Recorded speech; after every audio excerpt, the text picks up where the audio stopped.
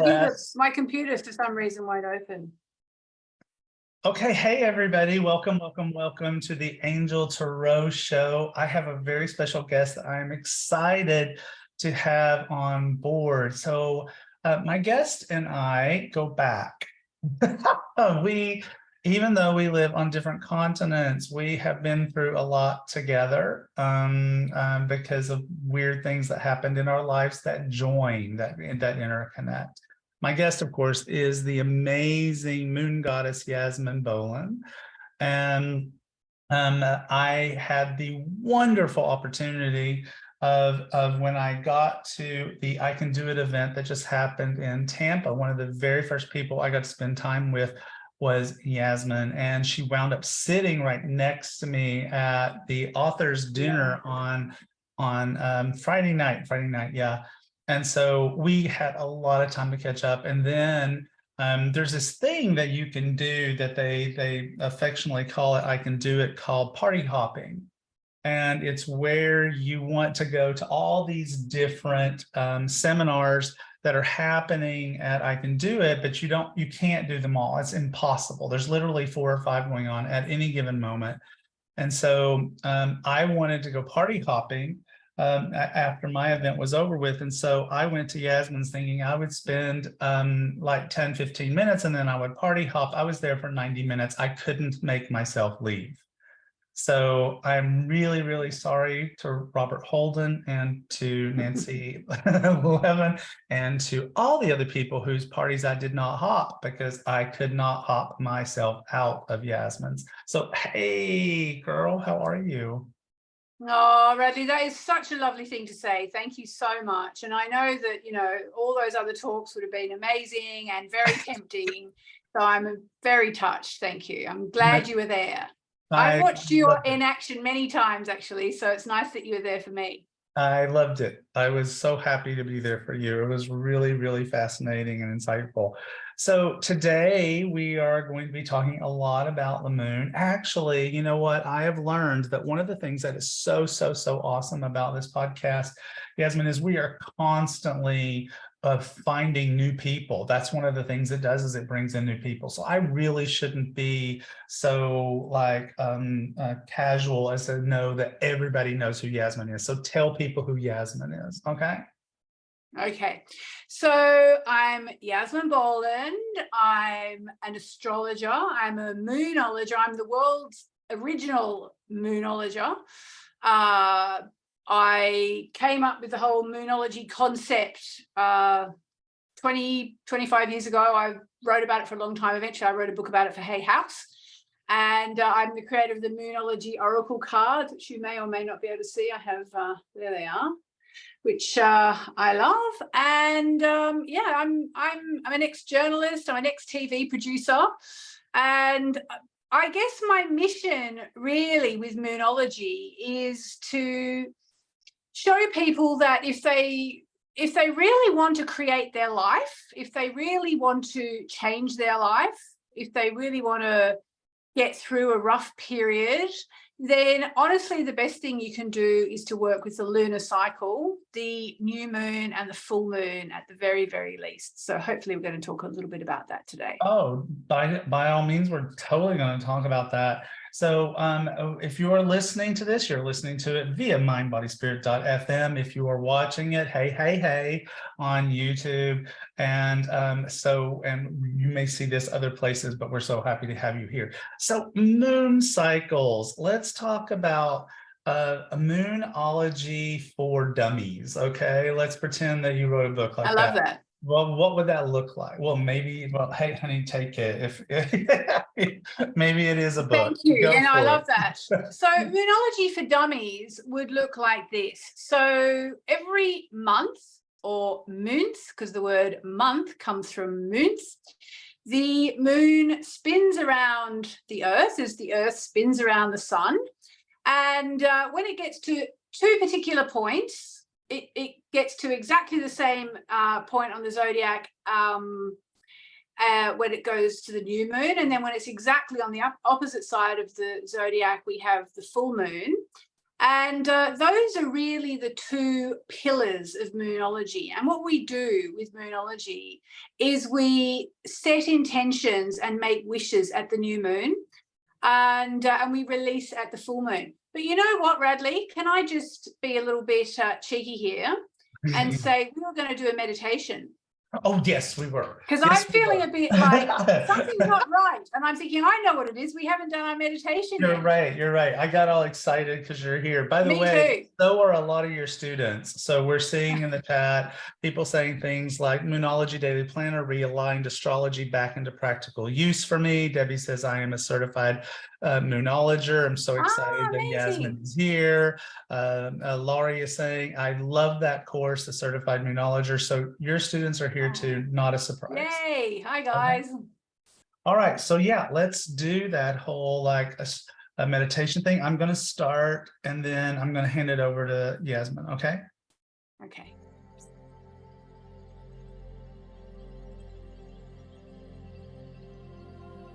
So immediately, this is one of those instantaneous things that happens. It was instantaneous. And it is no surprise that Archangel Haniel would show up in this particular moment.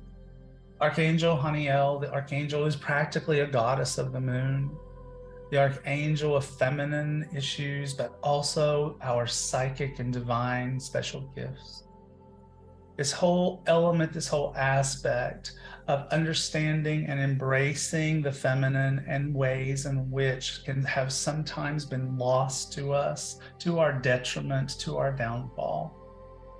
And so we ask Haniel to bring in the silvery blue light of the moon and to allow that to rain down upon each of us, and that it feels to us like a gentle, peaceful blanket that comes down around our shoulders and wraps itself upon us in such a way as to say, I have you, my child. That whole maternal energy that comes from the moon that embraces us, that brings forth to us the energy of the tides that when we were in the womb, that immediately influenced our sphere of awareness.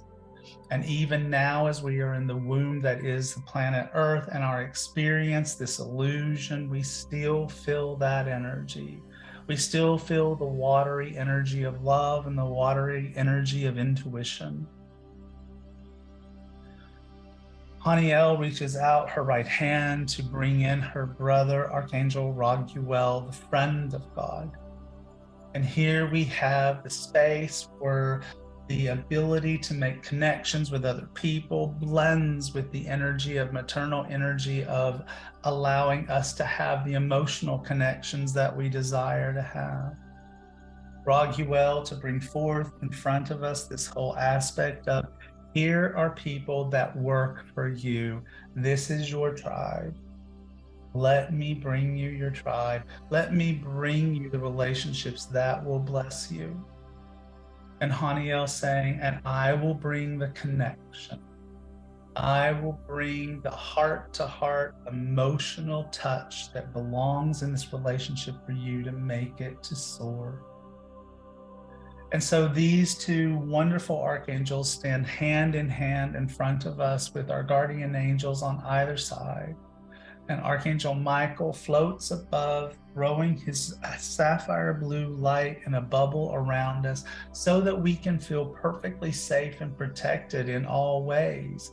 And in our experience of opening up to our hearts through Haniel, opening up to our tribe with Raguel, and allowing ourselves to be in this delicious, beautiful, watery experience that is the moon. Yasmin. Thanks, Radley. Let's just all breathe gently for a moment. And I want to offer up this session to the Divine Mother. And I'm just going to do one single chant which offers it up to the Divine Mother. Many of you know it if you've done my course. Om Namo Narayani. Just going to offer this session up to the Divine Mother. Om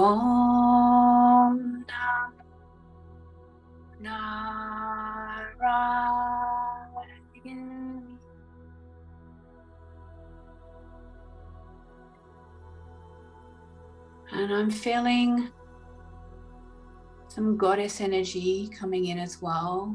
I'm feeling Kuan Yin, the goddess of compassion and mercy. I'm feeling Diana, the goddess of the moon. I'm feeling Selene, another moon goddess. And we just ask them to circle us as we get back in touch with this ancient wisdom of the moon. And I want to offer up a special, heartfelt prayer of gratitude for this chance to connect like this with Radley, because it's something I know my soul has been wanting to do for a long time. And let's just set the intention that what we learned today, we're going to use, and we're going to use it for our good. So be it. Thanks, Radley.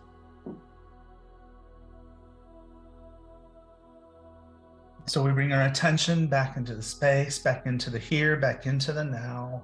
And when we are ready, we open our eyes. Okay. Okay. So Amanda, That was beautiful. So tell people about the chant you use. There's questions about the chant. They want to hear about it. Oh, okay.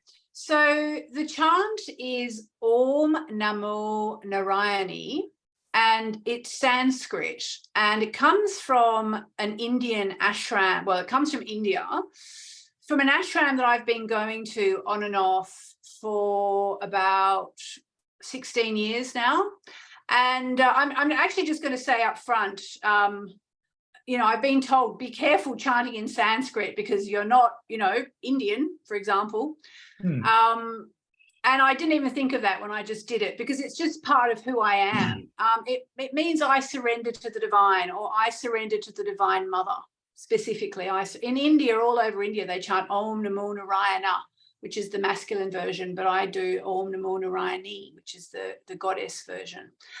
And for me, it's just a really good way, whether I'm feeling great or I'm feeling terrible, or I'm doing something like this where I want to make sure that I offer this into the hands of the divine, of the goddess. It literally just means I'm handing this over to you, goddess. So I often do it at the start of something like this because, you know, I'm a bit like you, Radley. Both of us come across as quite chirpy, happy-go-lucky and all that. But this is really sacred stuff that we're dealing with and we're talking about. So I always want to set that intention that, you know, we're going to get what we can out of it, and you know, and treat it with reverence, and but you know, have a good time as well. Excellent, thank you. So do you, so just because I'm just curious now, so do you have a different mantra for different phases of the moon, or does it stay solid? Okay, so basically with mantra, if you know anything about mantra, it's becoming more and more popular, I think, because people are doing it and realizing how amazing it is. I actually did a chanting group during the pandemic, which was sort of life-changing for a lot of us. So the thing with mantra is that it's a very kind of complex thing, but there are some very basic planetary mantras, which have all got the same root, and then they've got just one particular deity that's mentioned.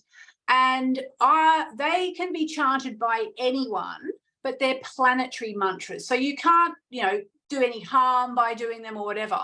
But so, for example, I don't do them by the phases. I would do them by the sign that the moon is in on any given day. So if the moon is in Taurus or Libra, then I would do the Venus chant, or if the moon's in Aries, or, you know, whatever, like you do the Mars chant, you know, you just do the planetary chant for the sign that the moon is in. I mean, or, you know, I think there's so many different mantras. I love mantras. You can also just do them for the sign that the new moon is in that month. So, you know, if the new moon is in Gemini, then you could do the chant for Mercury. and then just do it all month. And in my humble opinion, it's just a really good way to get in tune with the energies that are around. And also, I don't know, chanting is just really good for us. You know, it activates the throat chakra. The throat chakra is, amongst other things, to do with expressing ourselves, but it's also about our will. You know, talk about manifesting. It's about our ability to reach for what we want. And I don't think anybody's ever suffered anything bad from chanting. So I'm a big chanter, and have been since 15 or 16 years ago when I first went to this ashram in India, which is the Sri Narayani Peedam. If anybody ever wants to find out, just email me. I can tell you about it. I've sent many people there over the years. So let's talk about Moonology.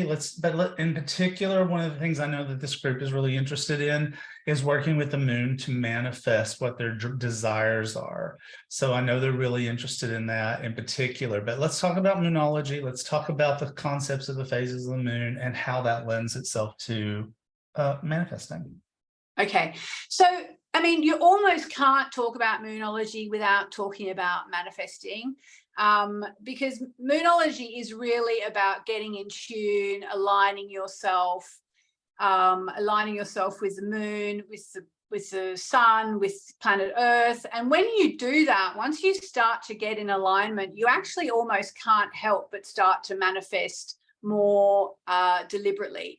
So, I mean, you know, just to say, I'm sure you all know, but we're all manifesting 24/7 anyway. You know, if we wake up and we think, oh God, it's going to be one of those days, then there's a very good chance it's going to be one of those days.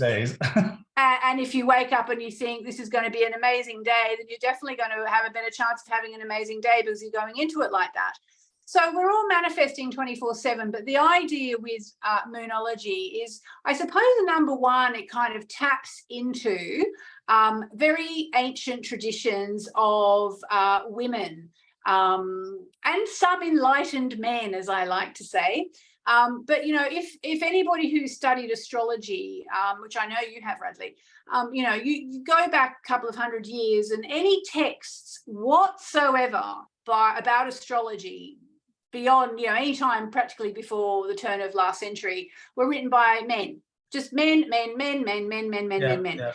nothing against men, you know, I love men, they're beautiful, but it's a very masculine thing, and has been, apart from the last, say, I don't know, 50, 70, 80 years where women have started to get a bit of a look in. And so what were women doing while the men were writing astrology? The women were working with the moon, and those women were doing things like working with the phases, working with the signs. They were making lotions and potions and tinctures and wishes and spells and doing healing. And then what happened 500 years ago? They all started to get burned alive at the stake for their troubles, and they stopped doing it. It went underground. And what Moonology has done really, or it tries to do, is to sort of bring that back. I don't know why it became me that started to do it. I know there's many other women who are doing it as well. And I don't know why I'm one of them. But there is just you know, women are rising up. We've seen women rising up in the last 5, 10, 20, 40, 60, 100 years. And I believe that Moonology can help us to get in touch with that part of us, which is really, really powerful. And I know that plenty of people dabble in manifesting. I always like to say, if you've dabbled in manifesting with mixed results, working with Moonology or working with the moon can be the missing secret ingredient. So just to, you know, like, we both know the head of Hay House UK, Michelle Pilley, who is an amazing woman, strong. I mean, I don't know actually, but she's got a strong, powerful feminine energy.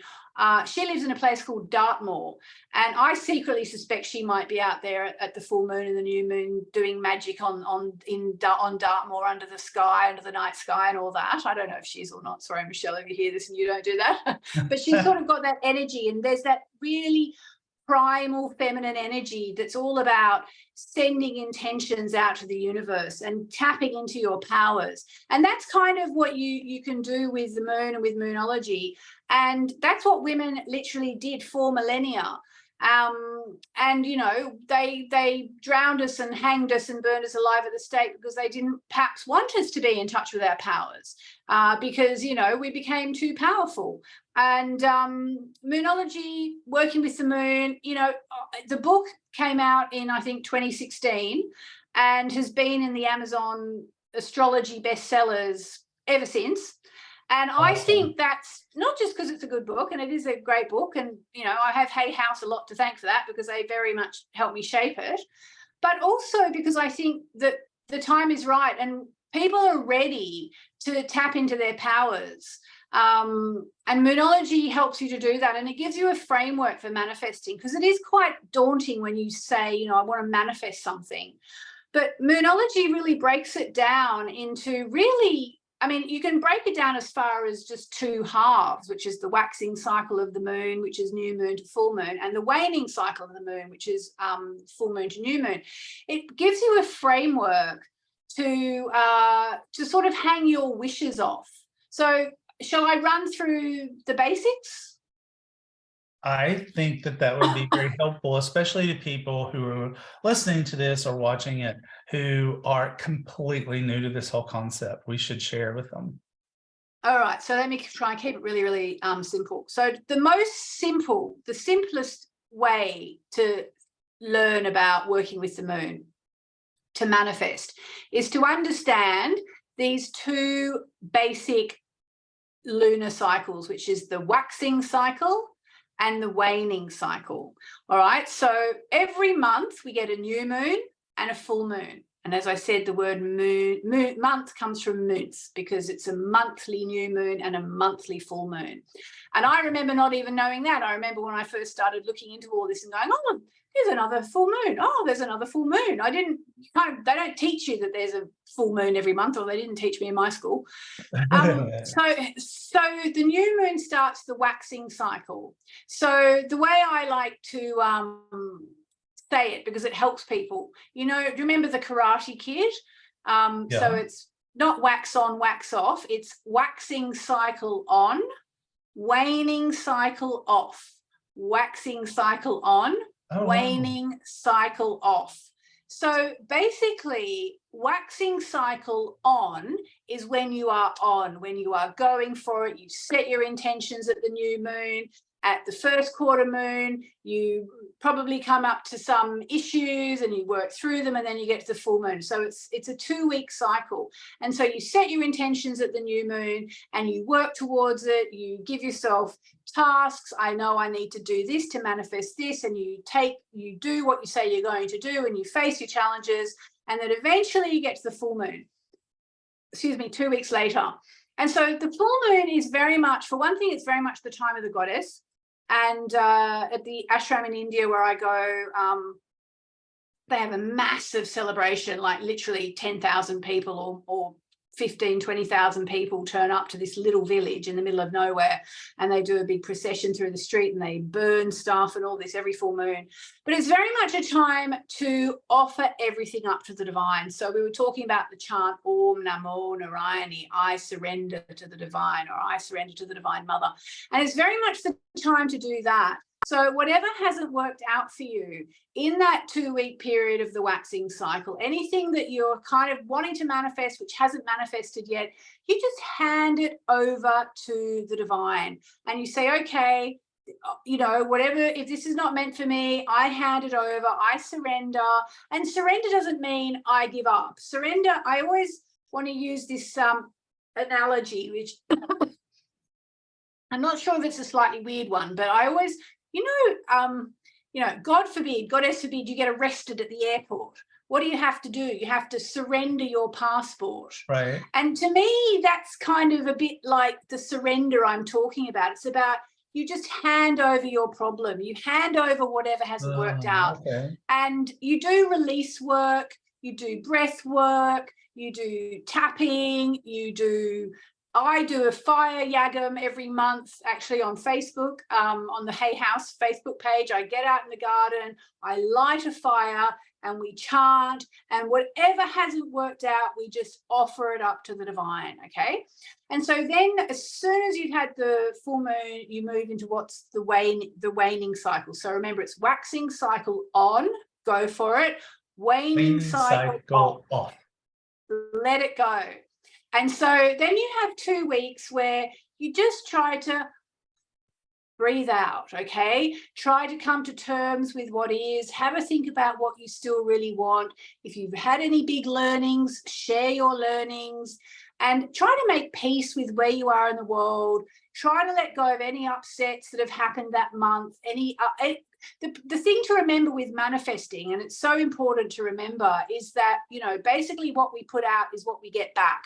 So that's why, especially in the waning cycle, as the moon's getting smaller in the skies every night, the waning cycle, eventually the moon, you can't even see the moon at new moon. So the moon's getting smaller, and it's a time to just let it go and release. And the idea being, especially doing forgiveness at the full moon is really, really powerful.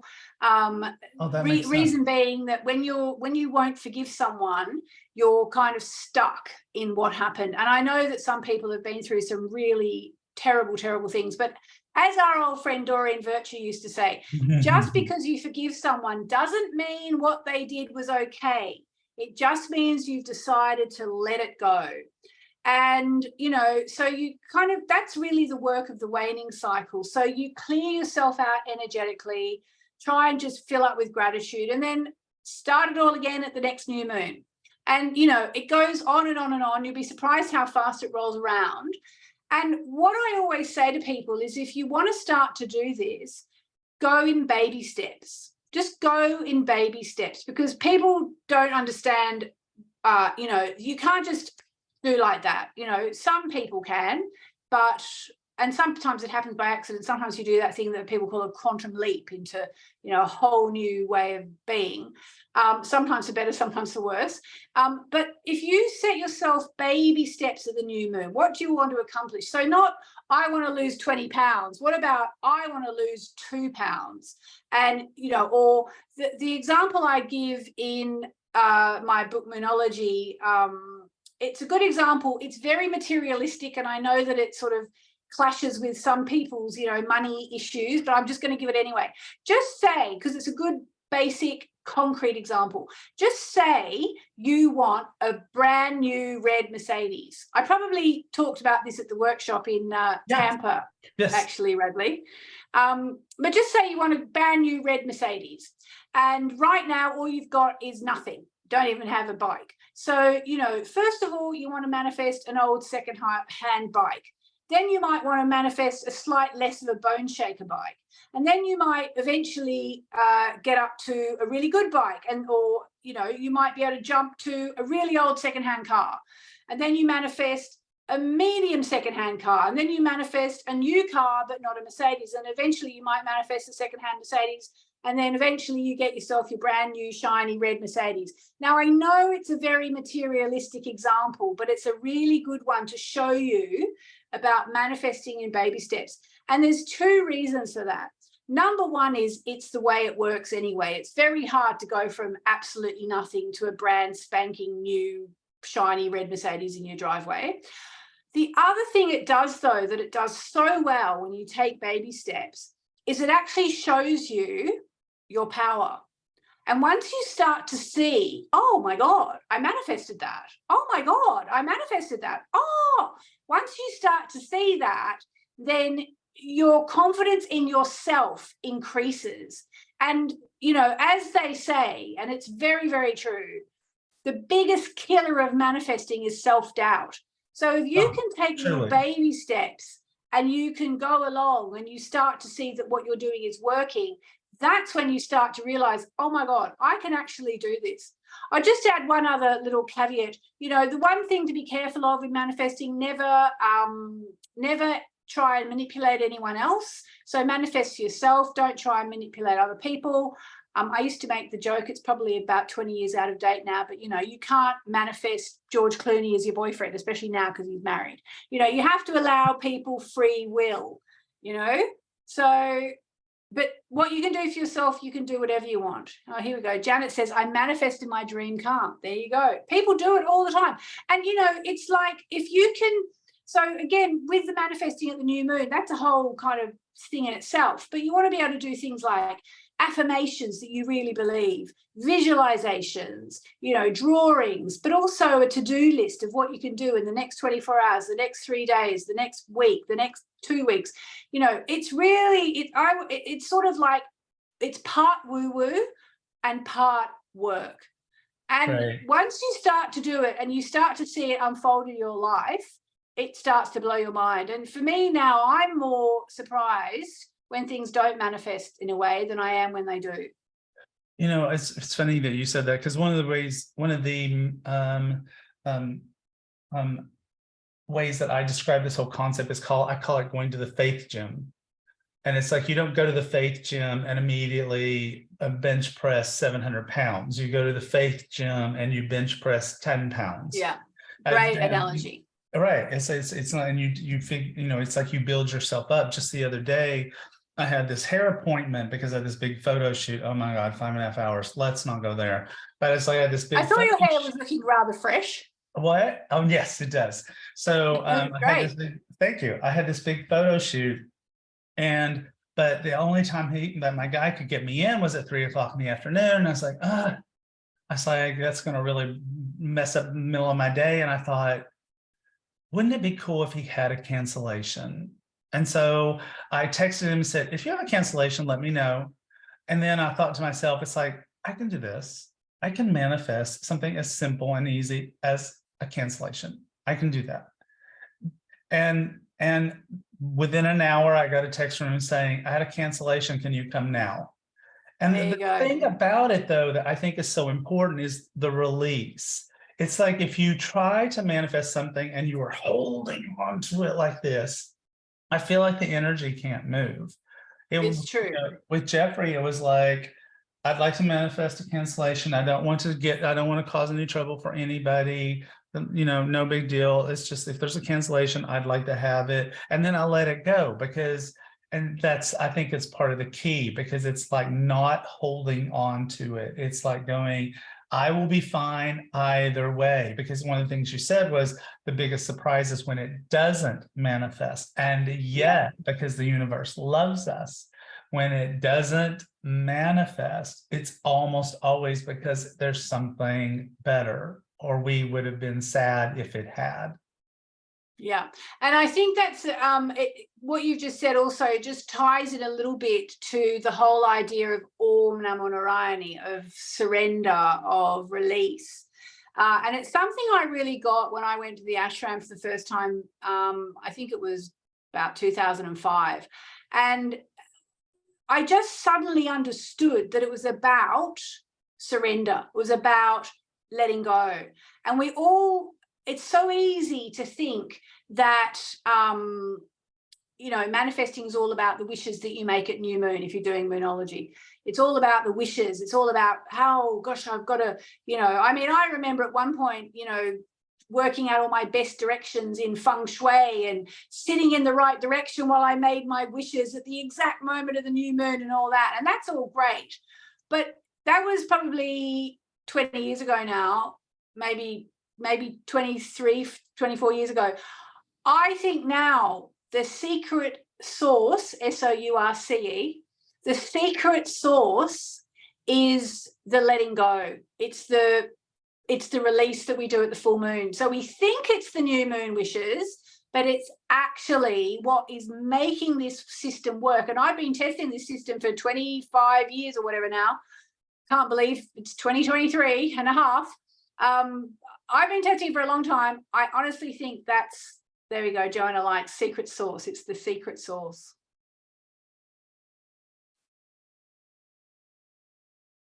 Oh, I can't hear you, Radley. Can everyone hear Radley? Sorry, silly me. So the next new moon, I just looked it up. It's June 18th. So we got 10 days. So if people want to like be manifesting in that time frame, because I know that, as I understand it, is waning off, right? But is that right? because we're going Yeah, to a right new moon. now we're in the waning cycle. Yes, yeah. So we're in the waning off section, but there has to be an element of the waning moon that's manifesting, right? Yeah, I mean, the thing is, with the waning cycle, what I do, one thing I realized, actually, it was just this realization I had one day. I was talking about my business, and this would have been probably about 2010 or 2012. I was talking about business with a girlfriend of mine who's super duper successful in a completely unrelated field. She does cosmetics. And she's just said this thing. She said, well, the thing is, Yasmin, you can't be on all the time. Right. And we were talking about business and promotions and sales and, stock takes and all this that she did in her business. She does Lana Lips, for anybody who likes a bit of lip gloss. And it's available in the States at Ulta. Anyway, she's created a multi-squillion, it might even be $1 billion business now for all I know. But she said, you can't be on all the time.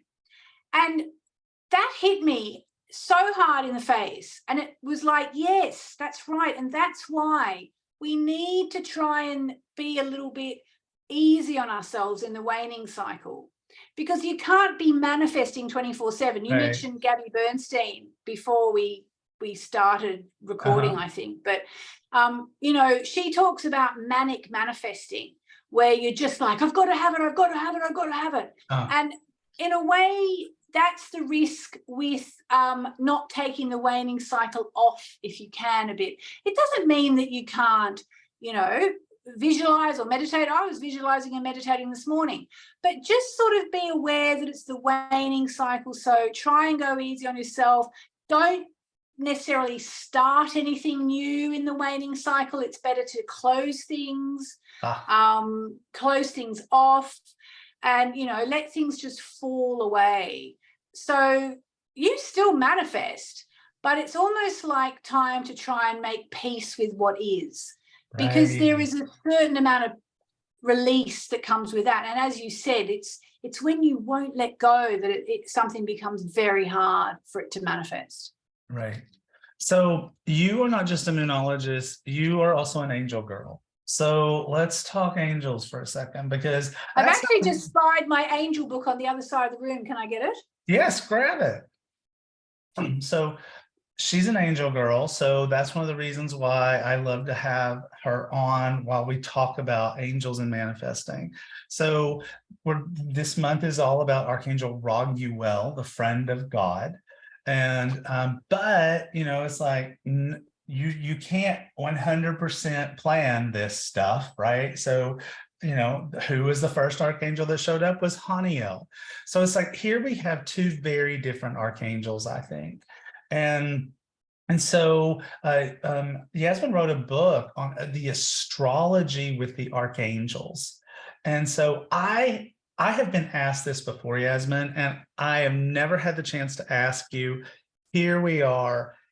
How did you do that? How did you decide what archangel lined up with which astrological sign? I have always wanted to know. So tell. I'm so glad you asked that, Radley, because it's actually a good little story. And here's Archangel Raguel. Can I get it in there? There we go. We can look at it later. So what happened was that I was feeling very drawn to working with the angels. And in fact, I still do. And in fact, I feel as though the angels have said to me many times, just because the old way of working with the angels for you changed, we still want to be present. I felt that very much.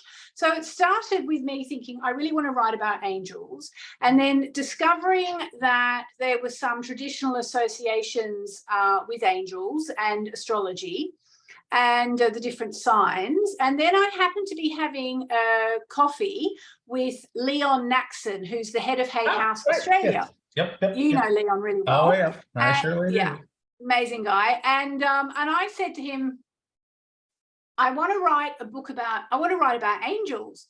And he said, well, Yasmin, if you want to write about angels, you've got to write it with Doreen Virtue. And I was like, well, okay, that sounds pretty good to me. And so this would have been probably 2013 or something. Right. Yeah, it would have been. And so he then put us in touch. He wrote an email to Doreen and CC'd me, kind of thing. And Doreen was like, well, okay, that's definitely a possibility, but I need to make sure that you work with the same angels that I do. It was on an email. And I was like, oh, okay. And I thought she was testing me. I thought this was a test, like, you have to make sure that you're on the same page with angels as I am. And I'm like, oh my God. Okay. So I sat with that for about 2 weeks thinking, oh God, how am I going to do this? And eventually what I did was I started praying about it. I started meditating about it. And eventually one day I sat down with a sheet of A4 paper and I wrote the 12 star signs, astrology signs on the left-hand column. And I wrote all the names of the 15 archangels on the right-hand column. And you know, when you kind of like link things up, you do a little line from one side to the next. So I literally sat in my office, prayed, meditated, went into a whatever, and just did it. And I was like, right, done. I suppose I better tell Doreen what I've got. And thinking this was a test. And so I wrote to her and I said, I've got this, and this, and this. And she wrote back and she said, well, for one thing, you've got 9 out of the 12, the same as me. And one of the ones that you've got isn't right because I actually don't use Archangel Michael, because she felt Archangel Michael was just the overseer of everything.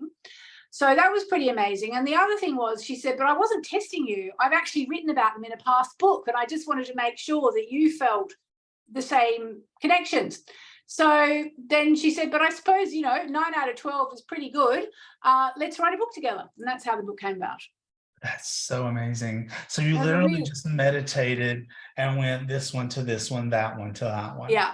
Yeah. That's so cool.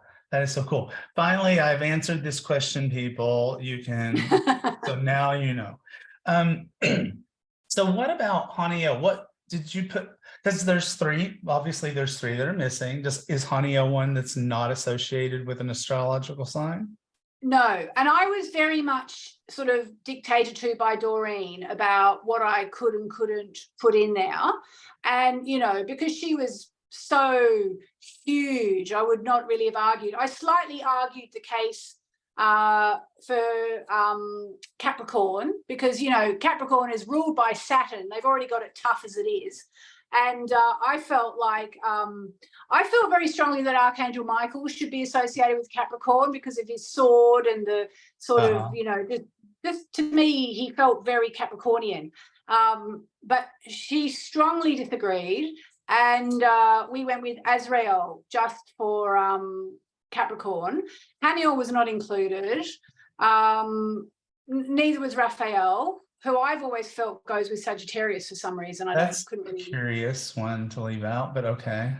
Yeah, but no. So Haniel wasn't in there, but Haniel is the archangel of the moon, right? So yes, I feel like Haniel probably should be in there. Maybe doing a double act with Gabriel for Cancer. Well, that would make sense. That would make a lot of sense. Deborah's saying Raphael for Sagittarius makes sense.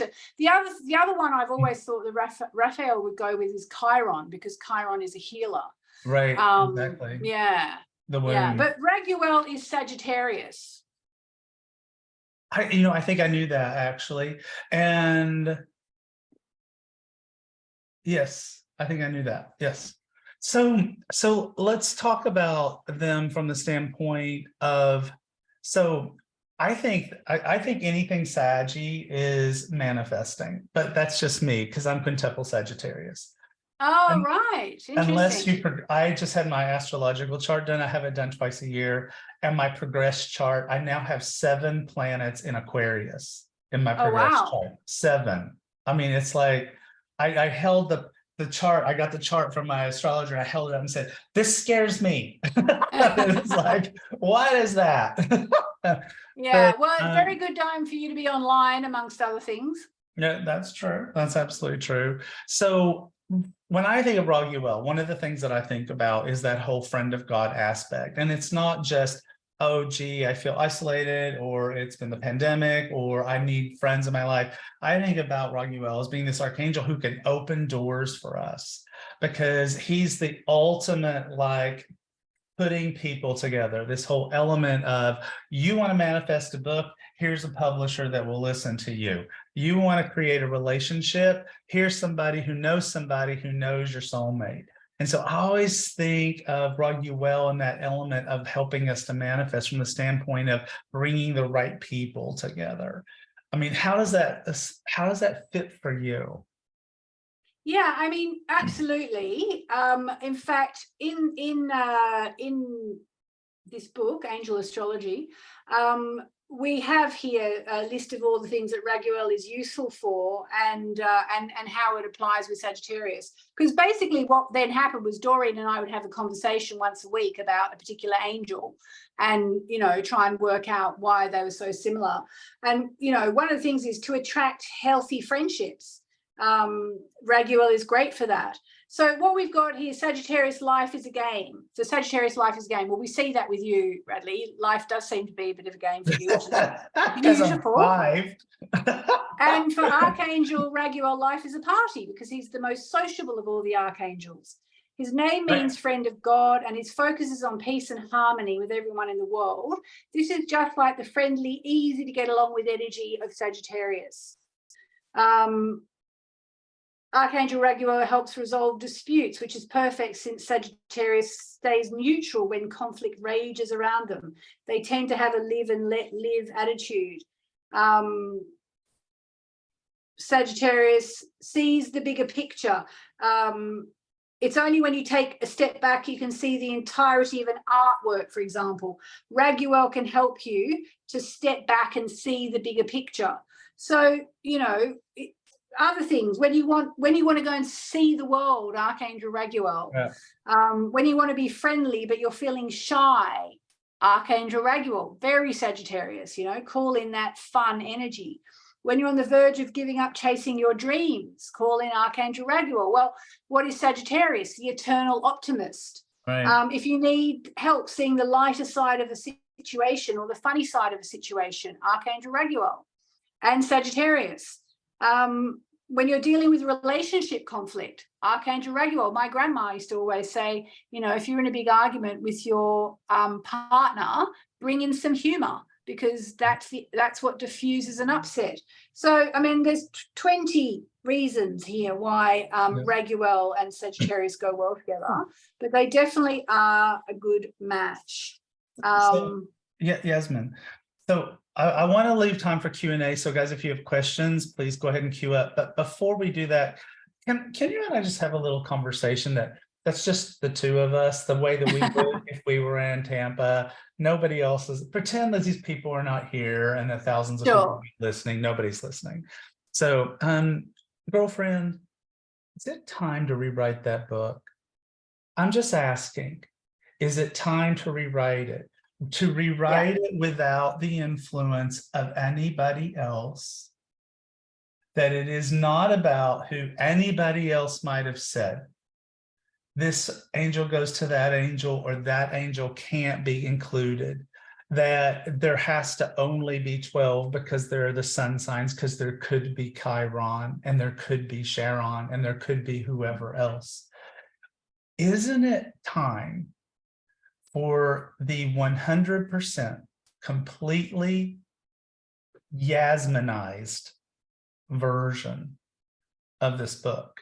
Because I happen to know a publisher who might be very open to that, because my personal publisher, and I don't mind introducing you to them, my personal publisher has now come to me twice and said, this energy feels like somebody else. We'd like you to redo this so that it feels like you. So I'm just thinking, sweetie pie, while you keep saying that it's time. Say it again, because my dog is barking, because my son just got home. Okay, so I consider that to be a sign twice. That is a double sign. It is a sign because, first of all, your dog is barking. And so for me, that's always validation. Number two, your child, who I met when he was like 5, who is already 84 years old in a 5-year-old body, is your child. And he literally just walked in, Yasmin, while we are talking about this thing that was your child, but was duly influenced by somebody else. Yeah. Maybe it is time for your child to be 100% your child. I'm just saying, think You're giving about it, me sweetie. goosebumps now. Someone was saying they've got chills. I've got them too, Radley. I think it's time, sweetie pie. I just do. I think Yeah. you should take that book and you should go, what parts were me? What parts were not necessarily me? What part did I do under duress? And it needs to be re-Yasminized. Well, I'm meeting with Hay House on Monday, so I can put that on the list. I'm just saying, timing is everything, Yeah. right? All right. Well, Tell Mimi I said hello, and Joe. Okay. All right. So let's do amazing. questions. Let's do questions. So, as this is one of my particularly bright students who also does hair, because it's like I just collect those people. This is Kevin. Hey, Kevin, what's up? Hey, everybody. Thank you so much for doing this. I'm one of those newbie people that doesn't know about all of this. And looks like you're done talking. Oh, okay, well. And so if I want to get started, which book, card, deck, where would you start? Yeah, where should he start? I mean, the card deck is a good place to start because each card has, it's either the new moon through the signs and the full moon through the signs. Sorry, there we go. That can work really well. And then each, in the interpretations booklet, there's always a little bit of information about what it means astrologically. I'm just so useless at doing things like having things on my desk when I'm doing something like this, but I also have a Moonology diary. So every day it's, you can work with the moon, and then every 2 weeks you get the new moon and you've got space to write all your wishes and all that. So that actually works really well as well. Or you can go to the source of it all, which was the book called Moonology. So you just basically need to, go onto Amazon and see into a local bookshop and see what really appeals to you. Okay. But I think the cards are not a bad place to start, because I'm pretty sure if you're in Radley's gang, you love a good oracle deck. Mm-hmm. Right. Thank you. That's it. Good. Thank you. Thank you. Thank you for all this. Are you in England, Kevin? No, I'm from England, but I live in Charlotte, North Carolina. Oh, nice. Okay. Thank you. You're welcome. Hey, Rhonda. Hi there. This is a huge sign for me because this is the third moon astrology thing that has popped up into my life in the past 2 weeks. And I just started trying to read charts because I decided, to start at the top, of course. What would be a good resource for chart reading specifically? Because I get a lot of the astrology, but the charts themselves. Okay, so I have a free resource. It was an article I wrote for a magazine in the UK, and it's basically how to read your chart in 30 minutes. And it's very simple and straightforward. And I'm afraid I don't know the URL off by heart, but what about if I give it to Radley? And Yep. I suppose you send out a replay or something, do you, Radley? We certainly do. Yeah, so I'm sure he can put it in there if we ask nicely. And it basically teaches you how to do your chart very quickly and understand the basics. And you really can do it in about half an hour. But I will tell you, if you do start to learn astrology, it's at least a 10-year journey, if not a 20-year journey. And you're still always learning forever, but you have to start somewhere. I agree with that. It is an eternal journey to learn astrology. Hey, Michelle, what's up? Morning. I'm wondering the course that you have, is there a starting point for the certification, or can you do it anytime? Yes. So what we do with the course, it's available anytime, but once a year we kind of launch it, and then we do, for one thing, we do a discount, but for another, we have, I think, normally 3 webinars over the 6 weeks after the sale closes, so that anyone who's got any questions can get online and say, I'm really stuck on this bit, or I'm really stuck on this bit. But yeah, and I do actually have 3 sort of a little free session that goes with that as well. Someone's saying, when does that happen? I think it happens once a year, and at the moment it seems to be happening in the first half of the year. It's a little bit unpredictable. I just do it when Hay House can fit me into their roster of, you know, all their millions of things that they're doing all the time. If you join me on Facebook, if you find me on Facebook, you'll hear about it there, or, you know, go to my site, sign up. Yes, and has it happened already the first half of this year? Yes, it happened. It's happened already this year. I'm pretty sure I did it in like April or something. So it probably won't. It might happen again at the end of the year. More likely, I even don't know if they're going to do it. They're not. As you might know, they're changing things up a bit. They are changing things up again. So probably don't wait if you want to take the class, because you don't want to wait between now and next year. So if you want to take the class, just do it now. Hi, Gia. Yes. Come here. Hi, Bradley. Hello. Hi. Hi, can you hear me? Oh. Hi. Can you hear me? Hello, Doug. Oh, hello. Hey, puppy. That's Junty. Junty? And he might Hi, stop barking if I put him on my knee. Oh, it's so cute. My question, I put it to the chat room is, what do you do when you've been wishing for something for a long time and then you realize, you know what? I don't want to do this anymore. I've been wishing for a good job with therapy and it was never working out. I mean, I would get hired and then it would get taken from me. And I'm like thinking about the medical field, and it's just not fitting for me because I don't see people as broken anymore. And so I feel more called to spiritual work and also like IT stuff.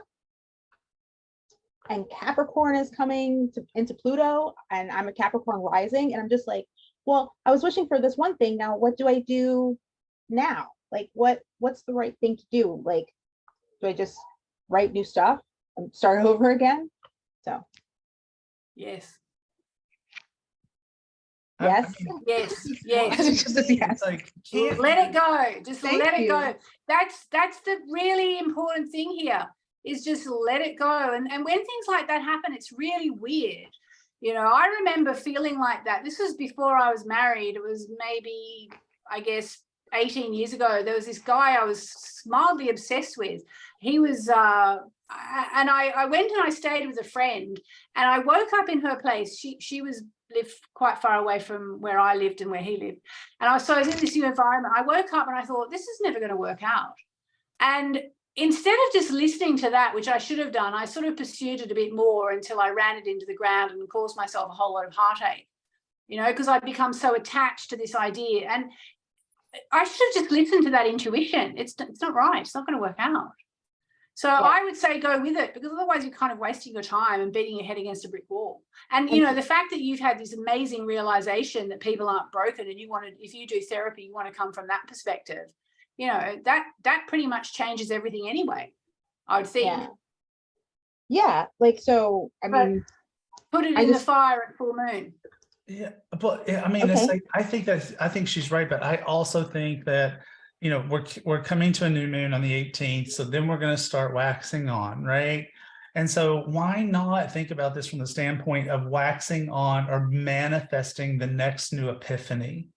Yeah. I mean, we think about epiphanies as being a bright light, right? Archangel Uriel, the light of fire of God, that's where epiphanies come from. You could bring Uriel into it if you wanted, or Haniel, but it's almost like this, you have this moment of waxing on of this element of, what is it that I want to do then instead? What is the epiphany? It's like, I've had the education, I've had the learning, now I have the grounding. I remember, Gia, I remember you like wanting to, you know, moving from this to that to the other and thinking each one was going to be the new one, this is the one that's going to work. And it's like, so now you've got this foundation, this grounding of, okay, it's not. And so what is the epiphany? Now that I am releasing it, you can finish this month with your waning off and move into the waxing on of the revelation that is yours, that is to come. Hallelujah. All right. Thank you so much. You're welcome. You're welcome. So we are almost out of time, but we've got just a few more minutes. So Nancy, let's make it really quick. Okay, honey? Oh, try again. Are you there? Okay, Yeah. there I am. There you Yeah, are. I just wanted, I've been studying this stuff for a long time, and I totally love Yasmin's approach because it gives people who don't want to be overwhelmed by 9 planets things to work with. But what I Right. want to, we've got some kick-ass eclipses coming up this fall. Do you have any Oh, quick views on that? Because this spring they almost got me. They started in February affecting me, and when they finally went away, I was doing a happy dance. I've had a lot of people ask me about them that are just clients I have for different things, and I really feel do you feel the same way, or your spidey senses that way? Because eclipses always seem to me to be the exception to every rule when it comes to moon. Yeah, I mean, I always say with eclipses, all bets are off. Look, I almost look forward to eclipses because they're so powerful. You know, we've all seen the movie Sliding Doors, where you can just walk in and out of one reality and into another and all that. Eclipses are like that. And eclipses used to be scared because people didn't know they were coming, and then the skies would go black and dark, and the birds would stop singing, and the dogs would start howling, and then everyone would blame anything bad that happened on that day that the skies went dark. I don't subscribe to the idea that we should be scared of eclipses. I think they're portals, and I think that the only reason when they're scary is if you have incarnated here with some kind of soul purpose and you've gone way off your soul purpose, they can thwack you back on. And that's when they're a bit scary. I have a new word, the whack. The whack. Well, these ones this spring thoroughly thwacked me. Yeah, well, hopefully, you know, the other thing people say about eclipses, that includes me, you know, what happens at the time of an eclipse can be hard, but nearly always works out for the best. So keep the faith. Well, no, I think too that we have to stand in darkness sometime before we can understand light. So exactly. But anyway, so I'm looking forward to ones this fall. I think they're going to be. There we go. Go for it. There you go. Thank you. Okay, so Yasmin, tell people where they can find you. They can find me, yasminboland.com. They can find me on Facebook, Instagram. That's where I put most of my social media effort. I'm thinking about your content stacking theory. When I'll also be available all over the place. But right now, my focus is really Facebook and a bit of Instagram and my site. Okay. And I'd love to see you guys there. And if you turn up, tell me Radley sent me. So mention Radley sent you. And I'll make sure that I give Radley those 2 links. So what were they for? One was for read your chart in 30 minutes. And can't remember what the other one was, but we'll find it out. We'll figure it out. And for those of you who are listening or watching, Yasmin Boland, that is YasminBoland. Yasmin Boland. Girl, it was great to see you. I always love spending time with you. And I'm still so grateful we got the time we had. And we'll always have Tampa. We'll always have Tampa. Hopefully we'll have everything in the future. That's right. We'll have something in the future too. Okay, guys, thanks so much for tuning into the Angel Tarot Show. If you're listening to this on mindbodyspirit.fm, it was so great to be lending ears with you. If you are watching it on YouTube, it was great to see you. And I'll see you again next week. Thanks, everybody.